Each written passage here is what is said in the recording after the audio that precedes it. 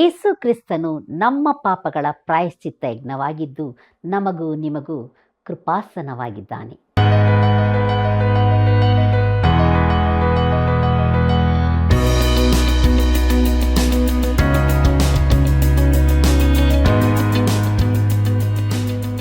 ಪ್ರೀತಿಯುಳ್ಳ ಸಹೋದರ ಸಹೋದರಿಯರೇ, ದೈವಾನ್ವೇಷಣೆ ಸತ್ಯವೇದ ಅಧ್ಯಯನ ಕಾರ್ಯಕ್ರಮಕ್ಕೆ ಬಹು ಪ್ರೀತಿಯಿಂದ ಸ್ವಾಗತಿಸುತ್ತೇವೆ. ದೇವರು ತನ್ನ ವಾಕ್ಯಗಳ ಮೂಲಕ ನಮ್ಮನ್ನು ಬಲಪಡಿಸುತ್ತಿರುವುದಕ್ಕಾಗಿ ಆತನಿಗೆ ಸ್ತೋತ್ರವಾಗಲಿ. ಪ್ರಿಯರೇ, ಸಮಾಧಾನವಿಲ್ಲದ ಲೋಕದಲ್ಲಿ ಸಮಾಧಾನವನ್ನು ಹುಡುಕುತ್ತಿರುವಿರಾ? ನಿಜವಾದ ದೈವಿಕ ಸಮಾಧಾನವನ್ನು ಹೊಂದಿಕೊಳ್ಳಲು ನೀವು ಬಯಸುವುದಾದರೆ ಕಾರ್ಯಕ್ರಮವನ್ನು ವೀಕ್ಷಿಸಿ ದೇವರ ವಾಕ್ಯಕ್ಕೆ ವಿಧೇಯರಾಗಿರಿ. ದೇವರ ಆಶೀರ್ವಾದವನ್ನು ಹೊಂದಿಕೊಳ್ಳಿರಿ. ಪ್ರಾರ್ಥನೆ ಮಾಡೋಣ. ಮಹಾಮಹಿಮನಾದ ತಂದೆಯೇ, ನಿನ್ನ ನಾಮಕ್ಕೆ ಅನಂತ ಸ್ತೋತ್ರವಾಗಲಿ. ಹೌದು ಸ್ವಾಮಿ, ಈ ಕಾರ್ಯಕ್ರಮದ ಮೂಲಕವಾಗಿ ಸ್ವಾಮಿ ನೀನು ನಮ್ಮನ್ನು ಪ್ರಬೋಧಿಸುತ್ತಾ ಬಂದಿದ್ದಿ. ಕರ್ತನೆ, ಲೋಕದಲ್ಲಿ ಕಾಣದ ಎಲ್ಲ ಗ್ರಹಿಕೆಗೆ ಮೀರುವ ಶಾಂತಿಯನ್ನು ನೀನು ಈ ವಾಕ್ಯಗಳ ಮೂಲಕವಾಗಿ ನೀಡುತ್ತಾ ಇದ್ದೀಯ. ಅದಕ್ಕಾಗಿ ಸ್ತೋತ್ರ. ಸಮಸ್ಯೆಗಳಲ್ಲಿ ತೊಳಲಾಡುವ ಈ ಲೋಕದಲ್ಲಿ ದೇವ ಶಾಂತಿಯನ್ನು ನೆಲೆಸಲು ಈ ಕಾರ್ಯಕ್ರಮವನ್ನು ಉಪಯೋಗಿಸುತ್ತಿರುವುದಕ್ಕಾಗಿ ಸ್ತೋತ್ರ. ಇಂತಹ ಸಮಾಧಾನವಾದ ಜೀವಿತದಲ್ಲಿ ಜೀವಿಸಲು ನಮಗೆ ಸಹಾಯ ಮಾಡಬೇಕೆಂದು ಯೇಸು ಸ್ವಾಮಿಯ ಮುದ್ದು ನಾಮದಲ್ಲಿ ಬೇಡಿ ಹೊಂದಿದ್ದೇನೆ ಕರ್ತನೆ, ಆಮೇನ್. ಕರ್ತನಲ್ಲಿ ಪ್ರೀತಿಯುಳ್ಳ ಸಹೋದರ ಸಹೋದರಿಯರೇ, ತನ್ನನ್ನು ಹೆಚ್ಚಿಸಿಕೊಳ್ಳುವ ಪ್ರತಿಯೊಬ್ಬನೂ ತಗ್ಗಿಸಲ್ಪಡುವನು, ತನ್ನನ್ನು ತಗ್ಗಿಸಿಕೊಳ್ಳುವವನು ಹೆಚ್ಚಿಸಲ್ಪಡುವನು ಎಂಬುದಾಗಿ ಹೇಳಿದಂಥ ನಮ್ಮ ಮುದುರಕ್ಷಕನಾದ ಯೇಸು ಕ್ರಿಸ್ತನ ಮಹಿಮೆಯ ನಾಮದಲ್ಲಿ ನಿಮ್ಮೆಲ್ಲರಿಗೂ ನನ್ನ ಹೃದಯಪೂರ್ವಕವಾದ ಪ್ರೀತಿಯ ವಂದನೆಗಳು.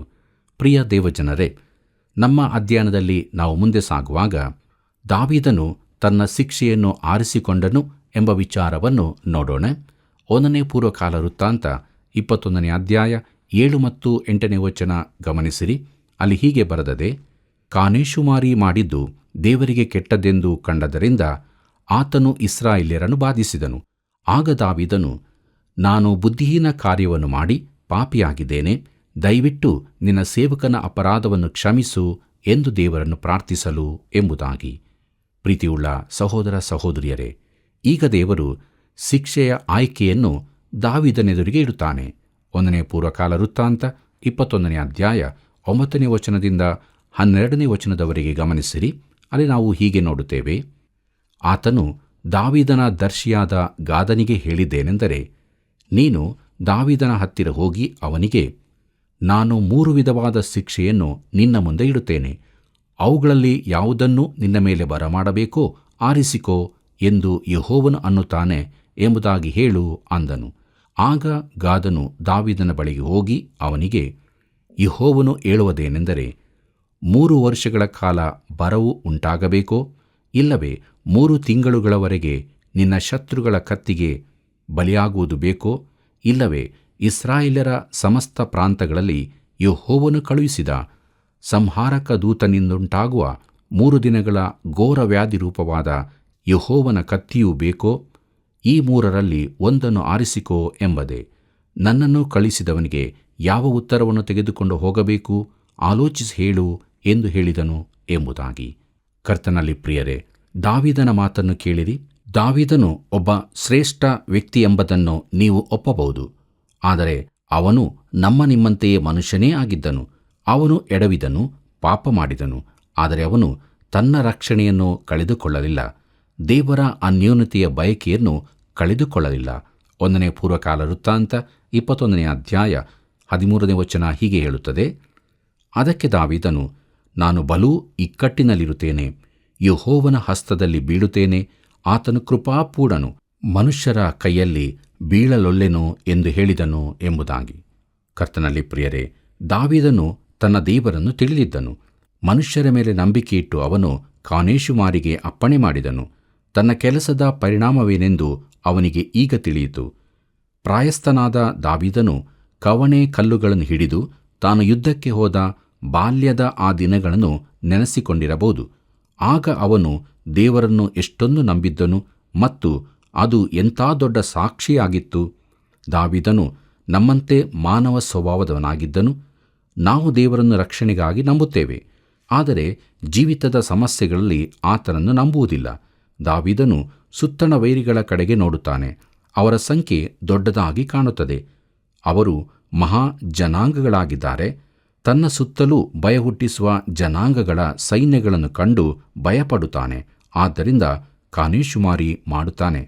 ಕರ್ತನಲ್ಲಿ ಪ್ರೀತಿಯುಳ್ಳ ದೇವಜನರೇ, ನಾವು ಎಷ್ಟು ಬಾರಿ ಈ ರೀತಿಯಾಗಿ ನಡಕೊಳ್ಳಲಿಲ್ಲ? ನಾವು ದೇವರನ್ನು ನಿಜವಾಗಿ ನಂಬದೆ ಬೇರೆ ಯಾವುದರ ಮೇಲೆಯೂ ನಂಬಿಕೆ ಇಟ್ಟಿದ್ದೇವೆ ಅಲ್ಲವೇ? ಪ್ರಿಯರೇ, ದಾವೀದನು ತನ್ನ ದೇವರನ್ನು ತಿಳಿದವನಾಗಿದ್ದನು. ಅವನು ದೇವರಿಗೆ ಹೀಗೆ ಹೇಳುತ್ತಾನೆ, ನನ್ನನ್ನು ಮನುಷ್ಯರ ಕೈಯಲ್ಲಿ ಹಾಕಬೇಡ, ನಾನು ದೇವರ ಕೈಯಲ್ಲೇ ಬೀಳುತ್ತೇನೆ ಎಂಬುದಾಗಿ. ಯಾಕೆ? ತನ್ನ ದೇವರು ಕರುಣಾಮಯನೆಂದು ಅವನು ತಿಳಿದಿದ್ದನು. ನಮ್ಮಲ್ಲಿ ಅನೇಕರು ಈ ಸತ್ಯವನ್ನು ತಿಳಿದುಕೊಂಡಿಲ್ಲ. ಕೀರ್ತನೆಗಳು 103, 10 ಮತ್ತು 11ನೇ ವಚನ ಹೀಗೆ ಹೇಳುತ್ತದೆ, ಆತನು ನಮ್ಮ ಪಾಪಗಳಿಗೆ ಸರಿಯಾಗಿ ನಮ್ಮನ್ನು ಶಿಕ್ಷಿಸಲಿಲ್ಲ, ನಮ್ಮ ಅಪರಾಧಗಳಿಗೆ ತಕ್ಕಂತೆ ದಂಡಿಸಲಿಲ್ಲ. ಭೂಮಿಯ ಮೇಲೆ ಆಕಾಶವು ಎಷ್ಟು ಉನ್ನತವೋ, ಆತನಲ್ಲಿ ಭಯಭಕ್ತಿಯುಳ್ಳವರ ಮೇಲೆ ಆತನ ಕೃಪೆಯು ಅಷ್ಟು ಅಪಾರವಾಗಿದೆ ಎಂಬುದಾಗಿ. ಪ್ರಿಯರೇ, ದೇವರು ರಕ್ಷಣೆಯಲ್ಲಿ ದಯ ತೋರಿಸಿದ್ದಾನೆ. ನಾಶನದಲ್ಲಿರುವ ಲೋಕಕ್ಕೆ ಆತನು ರಕ್ಷಣೆಯನ್ನು ಕೊಡುವನಾಗಿದ್ದಾನೆ. ಯೋಹಾನನು ಹೀಗೆ ಹೇಳಿದ್ದಾನೆ. ಯೋಹಾನನು ಬರೆದ ಮೊದಲನೇ ಪತ್ರಿಕೆ 2ನೇ ಅಧ್ಯಾಯ 2ನೇ ವಚನದಲ್ಲಿ, ಆತನು ನಮ್ಮ ಪಾಪಗಳನ್ನು ನಿವಾರಣೆ ಮಾಡುವ ಯಜ್ಞವಾಗಿದ್ದಾನೆ. ನಮ್ಮ ಪಾಪಗಳನ್ನು ಮಾತ್ರವಲ್ಲದೆ ಸಮಸ್ತ ಲೋಕದ ಪಾಪಗಳನ್ನು ಸಹ ನಿವಾರಣೆ ಮಾಡುತ್ತಾನೆ ಎಂಬುದಾಗಿ. ಪ್ರಿಯರೇ, ಯಜ್ಞವೆಂದರೆ ಏನು? ಅದು ಕೃಪಾಸ್ಥಾನವಾಗಿದೆ. ಆತನಲ್ಲಿ ಅಪಾರವಾದ ದಯೆಯಿದೆ. ನೀನು ರಕ್ಷಿಸಲ್ಪಡಬೇಕಾದರೆ ದೇವರ ಸನ್ನಿಧಾನಕ್ಕೆ ಬಂದು ನಿನ್ನ ಅಪರಾಧಗಳನ್ನು ಒಪ್ಪಿಕೊಂಡು ಆತನ ಕರುಣೆಗಾಗಿ ಬೇಡಿಕೋ. ಆತನಲ್ಲಿ ಅಪಾರವಾದ ಕೃಪೆಯಿದೆ. ಆತನು ನಿನ್ನನ್ನು ರಕ್ಷಿಸುತ್ತಾನೆ. ನಿನಗಾಗಿ ಕ್ಷಮಾಪಣೆ ಸಿದ್ಧವಾಗಿದೆ. ನೀನು ಅದನ್ನು ಒಪ್ಪಿಕೊಳ್ಳಬೇಕು. ಪ್ರೀತಿಯುಳ್ಳ ದೇವಜನರೇ, ದೇವರು ನಮ್ಮನ್ನು ಕಾಯುವುದರಲ್ಲಿಯೂ ತನ್ನ ದಯೆಯನ್ನು ತೋರಿಸುತ್ತಾನೆ. ನಾನು ನನ್ನ ಜೀವಿತವನ್ನೇ ಹಿಂತಿರುಗಿ ನೋಡುತ್ತೇನೆ. ಆತನು ನನಗೆ ಎಷ್ಟು ಒಳ್ಳೆಯವನಾಗಿದ್ದನು. ಆತನು ಈಗಲೂ ನನಗೆ ಮಾತ್ರವಲ್ಲದೆ ಇಡೀ ಲೋಕಕ್ಕೂ ಕರುಣಾಮಯನಾಗಿದ್ದಾನೆ. ಆತನು ನನ್ನ ಪಾಪಗಳಿಗಾಗಿ ಯಾಕೆ ನನ್ನನ್ನು ದಂಡಿಸಲಿಲ್ಲ? ಆತನು ಕರುಣೆಯುಳ್ಳವನಾಗಿದ್ದರಿಂದಲೇ. ಆತನು ದೀರ್ಘಶಾಂತನಾಗಿದ್ದಾನೆ. ತನ್ನ ಬರೋಣವನ್ನು ತಡೆಹಿಡಿದಿದ್ದಾನೆ. ಜನರು ರಕ್ಷಣೆ ಹೊಂದುವಂತೆ ಇನ್ನೂ ಕಾಲಾವಕಾಶ ನೀಡುತ್ತಿದ್ದಾನೆ. ಪ್ರಿಯರೇ, ತಂದೆ ಮಕ್ಕಳನ್ನು ಕನಿಕರಿಸುವಂತೆ ಆತನು ನಮ್ಮನ್ನು ಕನಿಕರಿಸುತ್ತಾನೆ. ನಾವು ಆತನ ಕರುಣೆಯನ್ನು ಆಧಾರ ಮಾಡಿಕೊಳ್ಳಬಹುದು. ಅದು ಕ್ಷಣಿಕವಾದದ್ದಲ್ಲ, ಎಂದಿಗೂ ಮುಗಿಯದಂಥದ್ದು. ಅದು ಕ್ಷಣಿಕವಾಗಿ ತೋರಿ ಬರುವಂಥದ್ದಲ್ಲ. ಆತನು ಒಂದು ಕ್ಷಣಿಕ ಉದ್ದೇಶಕ್ಕಾಗಿ ಕರುಣೆ ತೋರಿಸುವನಲ್ಲ. ಪ್ರಿಯರೇ, ದಾವೀದನು ಹೇಳುತ್ತಾನೆ, ಕೀರ್ತನೆ 118 1ನೇ ವಚನದಲ್ಲಿ, ಯೆಹೋವನಿಗೆ ಕೃತಜ್ಞತಾಸ್ತುತಿ ಮಾಡಿರಿ, ಆತನು ಒಳ್ಳೆಯವನು, ಆತನ ಕೃಪೆಯು ಶಾಶ್ವತವಾದದ್ದು ಎಂಬುದಾಗಿ. ದಾವೀದನು ತನ್ನನ್ನು ಪೂರ್ಣವಾಗಿ ದೇವರ ಕರುಣೆಗೆ ಒಪ್ಪಿಸಿಕೊಡುತ್ತಾನೆ. 1ನೇ ಪೂರ್ವಕಾಲ ವೃತ್ತಾಂತ 21ನೇ ಅಧ್ಯಾಯ 14ನೇ ವಚನದಿಂದ 17ನೇ ವಚನದವರೆಗೆ ಗಮನಿಸಿರಿ. ಅಲ್ಲಿ ಹೀಗೆ ಬರೆದದೆ, ಆಗ ಯೆಹೋವನು ಇಸ್ರಾಯೇಲ್ಯರ ಮೇಲೆ ವ್ಯಾಧಿಯನ್ನು ಬರಮಾಡಿದನು. ಅವರಲ್ಲಿ 70,000 ಜನರು ಸತ್ತರು. ದೇವರು ಯೆರೂಸಲೇಮನ್ನು ಸಂಹರಿಸುವುದಕ್ಕೆ ದೂತನನ್ನು ಕಳುಹಿಸಿದನು. ಆದರೆ ಆ ದೂತನು ಸಂಹರಿಸುವುದಕ್ಕಿದ್ದಾಗ ಯೆಹೋವನು ಅದನ್ನು ಕಂಡು ಆ ಕೇಡಿನ ವಿಷಯದಲ್ಲಿ ಪಶ್ಚಾತ್ತಾಪಪಟ್ಟು ಸಂಹಾರಕ ದೂತನಿಗೆ, ಸಾಕು, ನಿನ್ನ ಕೈಯನ್ನು ಹಿಂದೆಗೆ ಎಂದು ಆಜ್ಞಾಪಿಸಿದನು. ಆಗ ಯೆಹೋವನ ದೂತನು ಯೆಬೂಷಿಯನಾದ ಒರ್ನಾನನ ಕಣದಲ್ಲಿ ನಿಂತಿದ್ದನು. ದಾವೀದನು ಕಣ್ಣೆತ್ತಿ ನೋಡಿ, ಯೆಹೋವನ ದೂತನು ಭೂಮ್ಯಾಕಾಶಗಳ ನಡುವೆ ನಿಂತಿರುವುದನ್ನು, ಚಾಚಿದ ಕೈಯಲ್ಲಿ ಯೆರೂಸಲೇಮಿಗೆ ವಿರೋಧವಾಗಿ ಹಿರಿದ ಕತ್ತಿಯಿರುವುದನ್ನು ಕಂಡಾಗ ಅವನು ಹಿರಿಯರು ಗೋಣಿತಟ್ಟನ್ನು ಹೊದ್ದುಕೊಂಡವರಾಗಿ ಬೋರ್ಲ ಬಿದ್ದರು. ಮತ್ತು ದಾವೀದನು ದೇವರಿಗೆ, ಜನರನ್ನು ಲೆಕ್ಕಿಸಬೇಕೆಂದು ಆಜ್ಞಾಪಿಸಿದವನು ನಾನಲ್ಲವೋ? ಮಹಾಪಾಪ ಮಾಡಿದವನು ನಾನೇ. ಕುರಿಗಳಂತಿರುವ ಈ ಜನರು ಏನು ಮಾಡಿದ್ದಾರೆ? ಯೆಹೋವನೇ, ನನ್ನ ದೇವರೇ, ನಿನ್ನ ಹಸ್ತವು ನಿನ್ನ ಜನರನ್ನು ಬಾಧಿಸುವುದಕ್ಕೆ ಅವರಿಗೆ ವಿರೋಧವಾಗಿರದೆ ನನಗೂ ನನ್ನ ಮನೆಯವರಿಗೂ ವಿರೋಧವಾಗಿರಲಿ ಎಂದು ಬೇಡಿಕೊಂಡನು ಎಂಬುದಾಗಿ. ಕರ್ತನಲ್ಲಿ ಪ್ರೀತಿಯುಳ್ಳ ದೇವಜನರೇ, ದಾವೀದನ ಈ ವಿಶೇಷವಾದ ಪ್ರಾರ್ಥನೆಯನ್ನು ಗಮನಿಸಿರಿ. ತನ್ನ ಪಾಪದ ಸಂಪೂರ್ಣ ಜವಾಬ್ದಾರಿಯನ್ನು ತಾನೇ ವಹಿಸಿಕೊಳ್ಳುತ್ತಾನೆ. ದಾವೀದನು ಈಗ ತುಂಬಾ ಬದಲಾಗಿದ್ದಾನೆ. ಬತ್ಷೆಬೆಯೊಂದಿಗೆ ಪಾಪ ಮಾಡಿದಾಗ ಅದರಿಂದ ಜಾರಿಕೊಳ್ಳಲು ಯತ್ನಿಸಿದನು. ಹಿತ್ತಿಯನಾದ ಉರಿಯನ ಮರಣಕ್ಕೆ ಬೇರೆಯವರನ್ನು ದೋಷಿಗಳನ್ನಾಗಿಸಲು ಯತ್ನಿಸುತ್ತಾನೆ. ಆದರೆ ಈಗ ಹಾಗಲ್ಲ. ಅವನು ಪಾಠ ಕಲಿತಿದ್ದಾನೆ. ದೇವರೆದುರು ಅವನು ಇದ್ದಕ್ಕಿದ್ದಂತೆ ನಿಲ್ಲುತ್ತಾನೆ. ದೇವರಿಗೆ ಹೇಳುತ್ತಾನೆ, ನಾನು ಈ ತಪ್ಪನ್ನು ಮಾಡಿದವನು, ಶಿಕ್ಷೆ ನನ್ನ ಮೇಲೆ ಬರಲಿ ಎಂಬುದಾಗಿ. ಪ್ರಿಯರೇ, ಮುಂದಕ್ಕೆ ನಾವು ನೋಡೋಣ ದಾವೀದನು ಒರ್ನಾನನ ಕಣವನ್ನು ಕೊಂಡುಕೊಂಡದ್ದು ಎಂಬುದಾಗಿ. 1ನೇ ಪೂರ್ವಕಾಲ ವೃತ್ತಾಂತ 21ನೇ ಅಧ್ಯಾಯ 18ನೇ ವಚನ ಹೀಗೆ ಹೇಳುತ್ತದೆ. ಆಗ ಯೆಹೋವನ ದೂತನು ಗಾದನಿಗೆ, ಯೆಬೂಸ್ಯನಾದ ಒರ್ನಾನನ ಕಣದಲ್ಲಿ ಯೆಹೋವನಿಗೋಸ್ಕರ ಒಂದು ಯಜ್ಞವೇದಿಯನ್ನು ಕಟ್ಟಿಸುವುದಕ್ಕೆ ಹೋಗಬೇಕು ಎಂದು ದಾವೀದನಿಗೆ ಹೇಳು ಎಂಬುದಾಗಿ ಆಜ್ಞಾಪಿಸಿದನು ಎಂಬುದೇ. ಪ್ರಿಯರೇ, ನಾವು ಯೆರೂಸಲೇಮನ್ನು ಸಂದರ್ಶಿಸಿ ನೋಡುವುದಾದರೆ ಯಜ್ಞವೇದಿಯ ಸ್ಥಳವು ಮೋರಿಯಾ ಬೆಟ್ಟದಲ್ಲಿದೆ. ಅಲ್ಲಿ ಈಗ ಓಮರನ ಮಸೀದಿ ಇರುತ್ತದೆ. ಅದು ಹಿಂದಿನ ದೇವಾಲಯದ ಸ್ಥಳವಾಗಿತ್ತು. ಆದ್ದರಿಂದ ದೇವಾಲಯಕ್ಕಾಗಿ ಆ ಸ್ಥಳವನ್ನು ದಾವೀದನು ಆರಿಸಿರದೆ ದೇವರೇ ಆರಿಸಿದ್ದನು. ದಾವೀದನು ಅದಕ್ಕೆ ಒಪ್ಪಿಕೊಂಡನು. 1ನೇ ಪೂರ್ವಕಾಲ ವೃತ್ತಾಂತ 21ನೇ ಅಧ್ಯಾಯ 19ನೇ ವಚನದಿಂದ 21ನೇ ವಚನದವರೆಗೆ ಗಮನಿಸಿರಿ. ಅಲ್ಲಿ ನಾವು ಹೀಗೆ ನೋಡುತ್ತೇವೆ. ದಾವೀದನು ಗಾದನ ಮುಖಾಂತರವಾಗಿ ತನಗಾದ ಯೆಹೋವನ ಅಪ್ಪಣೆಯಂತೆ ಹೊರಟನು. ಅಷ್ಟರಲ್ಲಿ ಗೋಧಿಯನ್ನು ತುಳಿಸುತ್ತಿದ್ದ ಒರ್ನಾನನು ತಿರುಗಿಕೊಂಡು ದೂತನನ್ನು ನೋಡಿದ್ದನು. ಅವನೊಡನಿದ್ದ ಅವನ 4 ಮಂದಿ ಮಕ್ಕಳು ಅಡಗಿಕೊಂಡಿದ್ದರು. ದಾವೀದನು ತನ್ನ ಬಳಿಗೆ ಬರುವುದನ್ನು ಒರ್ನಾನನು ಕಂಡು ಕಣವನ್ನು ಬಿಟ್ಟು ಹೋಗಿ ಅವನಿಗೆ ಅಡ್ಡಬಿದ್ದನು ಎಂಬುದಾಗಿ. ಪ್ರೀತಿಯುಳ್ಳ ದೇವಜನರೇ, ಒರ್ನಾನನು ತನ್ನ ಕಣದಲ್ಲಿ ಗೋಧಿಯನ್ನು ತುಳಿಸುತ್ತಿದ್ದನು. ದಾವೀದನ ಕಾಲದಲ್ಲಿ ಜನರು ಗಾಳಿಗಾಗಿ ಕಾದು ಅದು ಬೀಸಿದಾಗ ಗೋಧಿಯನ್ನು ತೂರಿ ಹಸನುಗೊಳಿಸುತ್ತಿದ್ದರು. ಮೋರಿಯಾ ಬೆಟ್ಟದಲ್ಲೇ ಅಬ್ರಹಾಮನು ಈಸಾಕನನ್ನು ವಧಿಸಲು ಕೊಂಡು ಹೋದದ್ದು. ಈ ಗುಡ್ಡದ ಸಾಲಿನ ಇನ್ನೊಂದು ತುದಿಯಲ್ಲಿ ಗೊಲ್ಗತ್ತವಿತ್ತು. ಇಲ್ಲಿ ದೇವರು ತನ್ನ ಮಗನನ್ನು ಅರ್ಪಿಸಿದನು. ಅಲ್ಲಿನ ಬಂಡೆಗಳನ್ನು ಕಡಿದು ದಾರಿ ಮಾಡಿದ್ದರು. ಪ್ರಿಯರೇ, ಯೆರೂಸಲೇಮಿನ ಗೋಡೆ ಈ ಪರ್ವತ ಶ್ರೇಣಿಯಲ್ಲಿ ಇತ್ತು. ಈ ಒರ್ನಾನನ ಕಣದ ಸ್ಥಳದಲ್ಲೇ ದೇವರು ಅಬ್ರಹಾಮನಿಗೆ ಈಸಾಕನನ್ನು ವಧಿಸಲು ಹೇಳಿದ್ದು. ಮುಂದಕ್ಕೆ ದೇವಾಲಯದ ಯಜ್ಞಗಳು, ಕೊನೆಗೆ ದೇವರ ಕುರಿಮರಿಯಾದ ಕ್ರಿಸ್ತನ ಯಜ್ಞವು ಅಲ್ಲಿಯೇ ಅರ್ಪಿಸಲ್ಪಟ್ಟಿತು. ಪ್ರೀತಿಯುಳ್ಳ ದೇವಜನರೇ, 1ನೇ ಪೂರ್ವಕಾಲ ವೃತ್ತಾಂತ 21ನೇ ಅಧ್ಯಾಯ 22 ಮತ್ತು 23ನೇ ವಚನವನ್ನು ಗಮನಿಸಿರಿ. ಅಲ್ಲಿ ಹೀಗೆ ಬರೆದದೆ. ದಾವೀದನು ಅವನಿಗೆ, ನಿನ್ನ ಕಣವನ್ನು, ಭೂಮಿಯನ್ನು ನನಗೆ ಕೊಡು. ವ್ಯಾಧಿಯು ಜನರನ್ನು ಬಿಟ್ಟು ಹೋಗುವಂತೆ ನಾನು ಅದರಲ್ಲಿ ಯೆಹೋವನಿಗೋಸ್ಕರ ಒಂದು ವೇದಿಯನ್ನು ಕಟ್ಟಿಸುತ್ತೇನೆ. ಪೂರ್ಣ ಕ್ರಯ ತೆಗೆದುಕೊಂಡು ಅದನ್ನು ಕೊಡು ಎಂದು ಹೇಳಿದನು. ಆಗ ಒರ್ನಾನನು ದಾವೀದನಿಗೆ, ನನ್ನ ಒಡೆಯನಾದ ಅರಸನು ತನಗೆ ಇಷ್ಟವಾದದನ್ನು ತೆಗೆದುಕೊಂಡು ಯಜ್ಞ ಮಾಡೋಣವಾಗಲಿ. ಇಲ್ಲಿ ಯಜ್ಞಕ್ಕೆ ಹೋರಿಗಳು, ಸೌದೆಗೆ ಹಂತಿ ಕುಂಟೆಗಳು, ನೈವೇದ್ಯಕ್ಕೋಸ್ಕರ ಗೋಧಿಯೂ ಇರುತ್ತವೆ. ಇವೆಲ್ಲವನ್ನು ಕೊಡುತ್ತೇನೆ ಎಂದು ಹೇಳಿದನು ಎಂಬುದಾಗಿ. ಪ್ರಿಯರೇ, ಒರ್ನಾನನು ಬಹು ಉದಾರಿಯಾಗಿದ್ದನು. ಅವನು ಆ ಭೂಮಿಯನ್ನಲ್ಲದೆ ಗೋಧಿಯನ್ನು, ಹೋರಿಗಳನ್ನು, ಕಟ್ಟಿಗೆಯನ್ನು ಕೊಡುತ್ತೇನೆಂದು ಹೇಳಿದನು. 1ನೇ ಪೂರ್ವಕಾಲ ವೃತ್ತಾಂತ 21ನೇ ಅಧ್ಯಾಯ 24ನೇ ವಚನ ಹೀಗೆ ಹೇಳುತ್ತದೆ. ಅರಸನಾದ ದಾವೀದನು ಒರ್ನಾನನಿಗೆ, ಹಾಗಲ್ಲ, ನಾನು ನಿನ್ನಿಂದ ಪೂರ್ಣ ಕ್ರಯ ತೆಗೆದುಕೊಳ್ಳುತ್ತೇನೆ.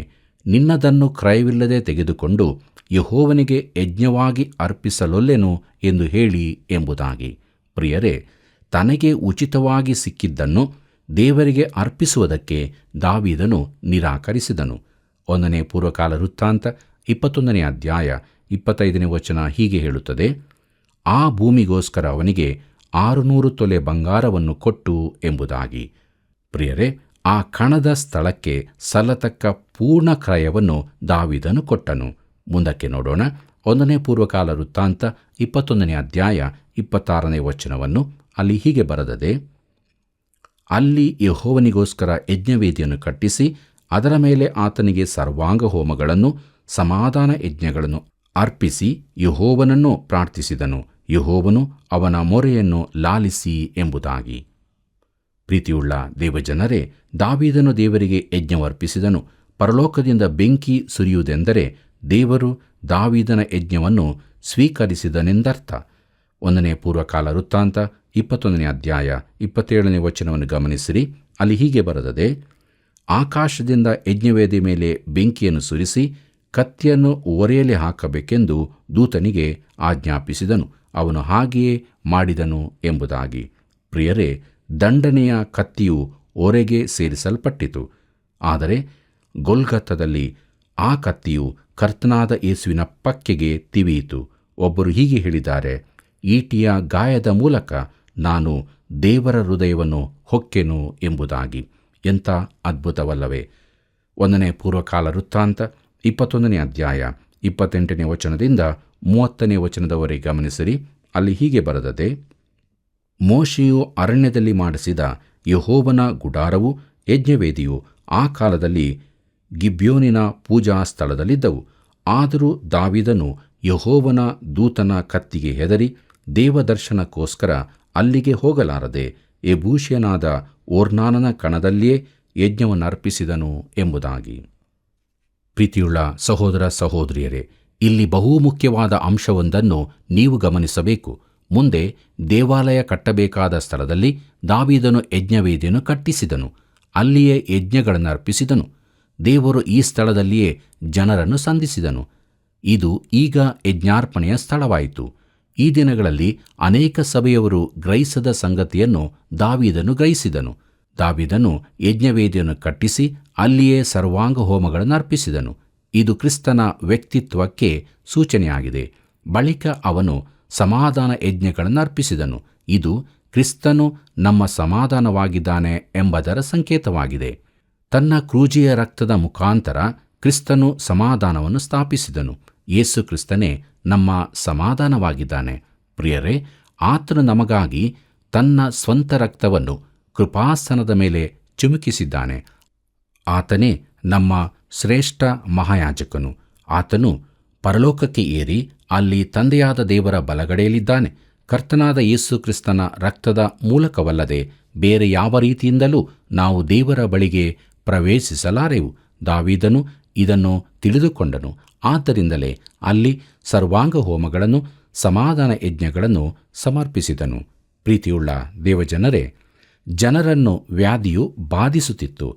ಹಿರಿದ ಕತ್ತಿಯೊಂದಿಗೆ ಸಂಹಾರಕ ದೂತನು ಯೆರೂಸಲೇಮಿನ ಮೇಲೆ ಇದ್ದದ್ದನ್ನು ದಾವೀದನು ನೋಡಿದ್ದನು. ದಾವೀದನು ದೇವರಿಗೆ ಯಜ್ಞಗಳನ್ನು ಅರ್ಪಿಸಿ ದೇವರಿಗೆ ಮೊರೆಯಿಡುತ್ತಾನೆ. ಪ್ರಿಯರೇ, ದೇವರು ಕೃಪೆಯೂ ಕನಿಕರವೂ ಉಳ್ಳವನು.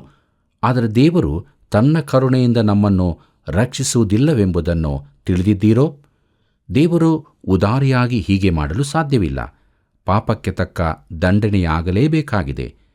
ದೇವರು ನೀತಿವಂತನೂ ಆಗಿರುವುದರಿಂದ ತನ್ನ ಕರುಣೆಯಿಂದ ಮಾತ್ರ ನಮ್ಮನ್ನು ರಕ್ಷಿಸಲು ಸಾಧ್ಯವಿಲ್ಲ. ಕೇವಲ ತನ್ನ ಪ್ರೀತಿಯಿಂದ ನಮ್ಮನ್ನು ರಕ್ಷಿಸಲಾಗದು. ಆತನು ನಮ್ಮನ್ನು ಪ್ರೀತಿಸುತ್ತಾನೆ, ತನ್ನ ಕರುಣೆಯನ್ನು ನಮಗೆ ತೋರಿಸುತ್ತಾನೆ.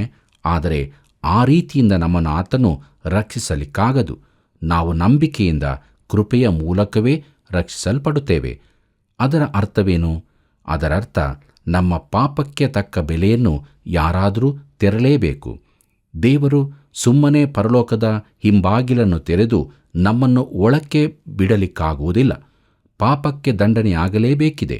ಪ್ರಿಯರೇ, ನಮ್ಮನ್ನು ರಕ್ಷಿಸಲಿಕ್ಕಾಗಿ ದೇವರು ಪಾಪವನ್ನು ಸುಮ್ಮನೆ ಬಿಡಲು ಸಾಧ್ಯವಿಲ್ಲ. ಈ ಬೆಲೆ ತೆರಲಿಕ್ಕಾಗಿ ಯೇಸು ಕ್ರಿಸ್ತನು ಬಂದಿದ್ದಾನೆ. ಆತನು ಪ್ರಾಯಶ್ಚಿತ್ತ ಯಜ್ಞವಾಗಿದ್ದು ನಮಗೂ ನಿಮಗೂ ಕೃಪಾಸಾನವಾಗಿದ್ದಾನೆ. ದೇವರಿಗೆ ಮಹಿಮೆಯಾಗಲಿ. ಪ್ರೀತಿಯುಳ್ಳ ದೇವಜನರೇ, ಮುಂದಕ್ಕೆ ನಾವು 1ನೇ ಪೂರ್ವಕಾಲ ವೃತ್ತಾಂತದ 22ನೇ ಅಧ್ಯಾಯದಿಂದ 29ನೇ ಅಧ್ಯಾಯಗಳವರೆಗೆ ಧ್ಯಾನ ಮಾಡೋಣ. ಇದರ ಮುಖ್ಯ ಪ್ರಸ್ತಾಪ ದೇವಾಲಯ ಕಟ್ಟಲು ದಾವೀದನು ಮಾಡಿದ ಸಿದ್ಧತೆಗಳು ಎಂಬುದಾಗಿ.